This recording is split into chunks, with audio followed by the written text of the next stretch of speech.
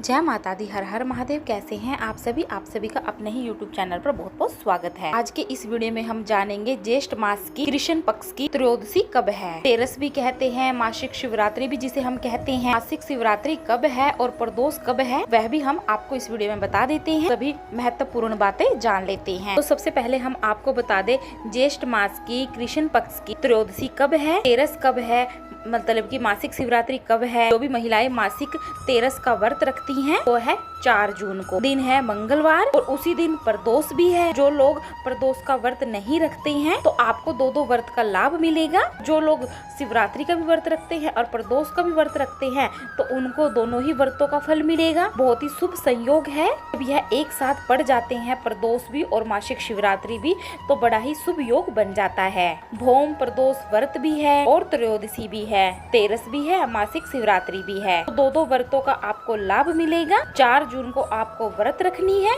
दिन है मंगलवार, मंगलवार का दिन है तो आप जैसे कि हनुमान जी की भी पूजा कर सकते हैं और शिव की भी आपको पूजा करनी है। और काफी बहनें प्रदोष का व्रत रखती हैं और काफी बहनें सिर्फ शिवरात्रि का व्रत रखती हैं। आप लोग देख लीजिएगा, अगर आप प्रदोष का व्रत रखती हैं तो आप प्रदोष का रखिए, अगर आप शिवरात्रि का रखती हैं तो आप शिवरात्रि का रखिए। व्रत रखना है सिर्फ 4 जून को। प्रदोष के व्रत में तो शाम के समय ही पूजा की जाती है तो ज्यादा बेहतर होती है। सुबह के समय में आप, अगर आपके घर के आसपास नजदीक मंदिर है तो आप सुबह भी 1 लोटा जल अर्पित कर आ जाए। अगर आपके घर के आसपास मंदिर नहीं है तो आप घर पर भी आप शिवलिंग की पूजा कर सकते हैं। शिवालय में आपको शाम के समय प्रदोष काल में जाकर शिव शंकर की पूजा अर्चना जरूर कर आनी चाहिए, क्योंकि प्रदोष के व्रत में प्रदोष काल की पूजा का बहुत बड़ा महत्व माना जाता है। प्रदोष व्रत में, शिवरात्रि में ऐसा कुछ नहीं है। अगर आप लोग मासिक शिवरात्रि का व्रत रखते हैं, हर माह का कृष्ण पक्ष का ही करते हैं अधिकतर लोग। जैसे कि शिवरात्रि का व्रत 2 बार पड़ता है ना, एक बार कृष्ण पक्ष की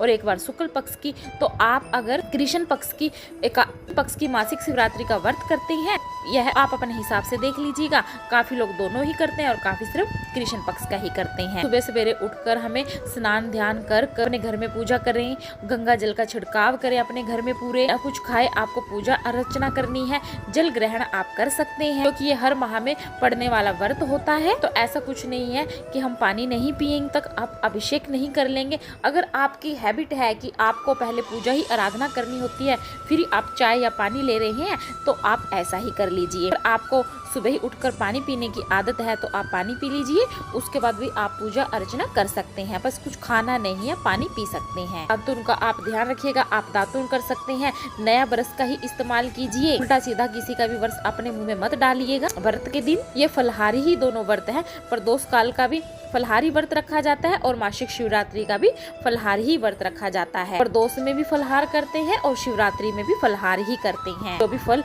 आप खाना चाहते हैं वह फल आप खा सकते हैं। इन व्रतों में नमक नहीं खाया जाता, इस बात का ध्यान रखना है। मासिक शिवरात्रि में भी और प्रदोष काल में भी नमक नहीं खाया जाता। अगर जिनका थोड़ा बीपी डाउन रहता है या तकलीफ रहती है वह नमक का ही लेते हैं तो वह सेंधा नमक खा सकते हैं। बाकी जितना बचे उतना बचा सके। प्रॉब्लम है तो सेंधा नमक का इस्तेमाल कर सकते हैं। सुबह सवेरे हमको शाम के समय अपने घर में शिवलिंग की पूजा जरूर करनी चाहिए।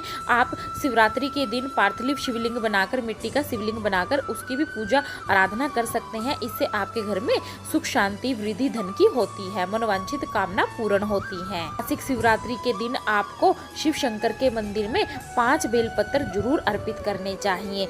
और प्रदोष काल के समय बेल के वृक्ष के नीचे भी आपको लंबी बाती का एक दीपक जरूर जलाकर आना चाहिए। उसमें आपको 1 लौंग और 1 तो काले तिल के ताने जरूर डाल देने हैं। घर के आसपास मंदिर है तो आप वहाँ पे भी जाके अभिषेक कर सकते हैं। भांग धतूरा जो भी आपको मिल जाता है वह सब आप शिव शंकर पर जरूर अर्पित करें। बेलपत्र जरूर अर्पित करें, अक्षत जरूर अर्पित करें।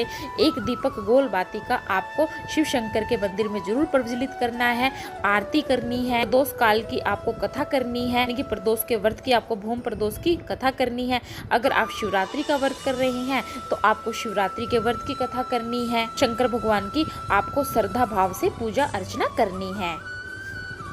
ज्यादा तनाव में मत रहे। अपनी शारीरिक क्षमता को देखकर ही आप व्रत रखिएगा। साफ स्वच्छ वस्त्र पहनिएगा। गर्मी का मौसम है, शाम के समय भी प्रदोष काल में जब मंदिर में जा रहे हैं तो भी आप स्नान आदि करके साफ स्वच्छ वस्त्र पहनकर महिलाएं अच्छे से श्रृंगार करके ही शिव शंकर की पूजा करने के लिए जाएं। गौरा माता को सिंदूर जरूर अर्पित करें। गौरा माता के माथे से थोड़ा सा सिंदूर अपनी मांग में भी आप जरूर लगाएं। हर सुहागन को लगाना चाहिए। मान लो आप सुबह नहीं जा पाती हैं तो शाम के समय भी आप शिवालय में जाकर पूजा अर्चना कर सकती हैं। कि प्रदोष का व्रत है, शिवरात्रि का व्रत है, दिया बाती भी आप कर सकती हैं। शाम के समय आपके यहाँ आसपास जल अर्पित करने नहीं देते। ओम नमः शिवाय मंत्र का जाप आपको लगातार करना है। बहुत आसान मंत्र है, सिर्फ ओम नमः शिवाय मंत्र का आप जाप करते रहें। या महामृत्युंजय का मंत्र अगर आपको आता है आप उसका जाप करते रहें। जितना उच्चारण हो सकता है उतना उच्चारण इन मंत्रों का आप करते रहें। दिन है जो हम व्रत का पारण करते हैं भी आपको साफ स्वच्छ ही ब्रश अपने मुंह में डालना है, यानी कि ब्रश करना है, दांतुन करनी। जूठा ब्रश कभी भी किसी भी व्रत में पारण के दौरान, व्रत स्टार्ट करने के दौरान हमें नहीं करना चाहिए। दांतुन का प्रयोग करें या दंतासे का प्रयोग करें या आप नया ब्रश ले लीजिए। छोटी छोटी सी जानकारी है, आपको हमेशा याद दिलाते रहेंगे। आप ध्यान रखिएगा। अगर वीडियो पसंद आई है तो प्लीज वीडियो को लाइक करें, चैनल को सब्सक्राइब, कमेंट में जय माता दी, हर हर महादेव जरूर लिखें।